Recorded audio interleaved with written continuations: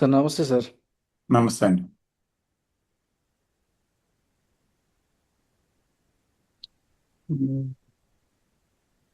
Topic ambition అనేది బేసిక్గా ఒక one of the driving factor అని చెప్పొచ్చు. మనం మన నిత్య జీవితంలో చేసే ప్రతి పని కూడా ఏదో ఒక యాంబిషన్ ఉంటూనే ఉంటుంది. అది సెల్ఫ్ యొక్క వన్ ఆఫ్ ద క్వాలిటీ అని చెప్పుకోవచ్చు సార్. ఆమ్, ఈ ఈ యాంబిషను వల్లే మనం ప్రతిదీ ప్లాన్ చేస్తూ ఉంటాం. ఐ మీన్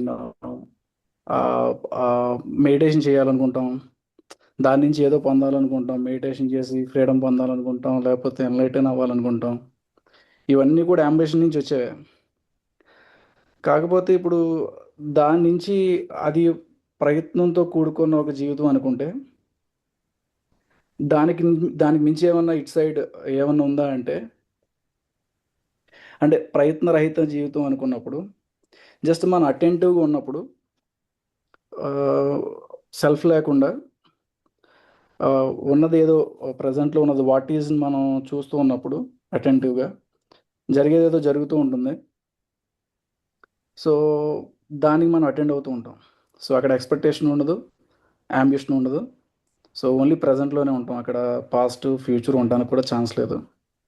సో ఇది different approach sir. Life Krishnamurthy గారు చెప్పిన కోర్ ఇదే అని చెప్పొచ్చు నాకు తెలిసి. ఇప్పుడు ఎప్పుడైతే ఇక్కడ ఒక అంబిషను లేకపోతే ఇంకా డిజైర్ ఏమన్నా చెప్పండి, అవి ఏమీ ఉండవు. లేకుండానే ఒక ప్రజెంట్లోనే ఉండడం వల్ల సో జరుగుతూ ఉంటుంది. ఇంక ప్రజెంట్లో ఉంటాం. సో ఇది అంతే sir. So thank you. Thank you sir.